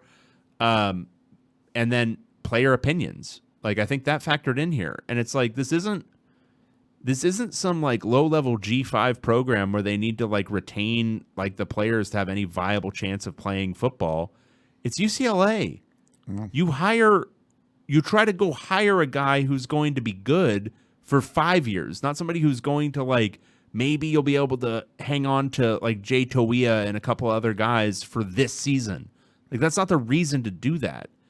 And so like the reality is what it is. I mean, Deshaun Foster was hired and you hope for the best. Like he's a beloved UCLA alum. You want him to do well, and I don't think anybody wants to be in the position where they're like criticizing him and like, ripping on, a guy who, gave, 4 years of his time to playing and then has been an assistant coach for a number of years. But this was a bad process. Yeah. And it's ended in, I think, a slightly pessimistic but not ended. It's gone in a slightly pessimistic but predictable way. It's weird. It's hard for me to relate because USC's never done anything like this where they just hire people that are bad at their job. No, for decades, USC was doing this stuff. You've seen it. And it just comes down to making that right decision, and you just make the wrong one, and it sets you back for a while. Taylor says, Nebraska's DC looks pretty good. I wonder if he would be interested. Oh, boy. Yeah, like look at someone like that. Like, could you have got Tony White? Or well, that was the thing. Tony White was a finalist. I know. I mean, no, but like for people who don't know, like he was a finalist, and like he also checks the box of a former Bruin. Like he was a linebacker. Like if you're looking for like the Goldilocks zone of like trying to find a good, a good guy in February, like I mean, not again. I don't want to get into revisionist history, and it's unfair slightly to Deshaun because he's still got a lot of games ahead of him. But Tony White was right there, and he's a guy who was pursued, at least to some extent, for the San Diego State head coaching position. Like he interviewed. Like this is how rare this is for UCLA. They interviewed a guy who was interviewing for another head coaching position that cycle. Like that's rarefied air for certain UCLA searches over the year. And he was a Bruin, and he probably wouldn't have broken the bank. But would he have wanted to revamp the staff? Probably. And UCLA had allowed Chip Kelly to extend a bunch of his assistants on 2-year contracts. So suddenly that's a big buyout to pay for all of those assistants if the new guy wants to change out the staff. And I think that played a role. And there's so many things to get into here, and not really the forum to get into it, but just like the money management, the fact that there aren't like 3 boosters you can call and just be like, hey, can you cover these buyouts because we found our guy. But I just don't. I don't know that Anyway, I think Deshaun was identified early as the guy that Martin wanted. Yeah. All right. Well, I think that's all we got. Anything else? No, I'm talked out. Yeah, there's just a lot of stuff going on here, but great stuff. So I think we'll be back Thursday doing the previews. Does that work for you, David? Please. Yeah, we'll be back Thursday previewing all the games. Just taking a look. I mean, the Friday night one, number 24 Illinois, number 22 Nebraska. That's going to kick things off. That's going to be a really fun one. We can get into that. Of course, USC. Going to Michigan. UCLA is going to be at LSU. There's some bad ones too. Marshall at Ohio State, Kent State at Penn State. So some of those teams we're maybe not learning too much about, but a lot of meat on the schedule this week. So it should be a lot of fun. For David Woods, I am Ryan Abraham. Hope you guys all enjoyed the show, and we will talk to you next time. Goodbye.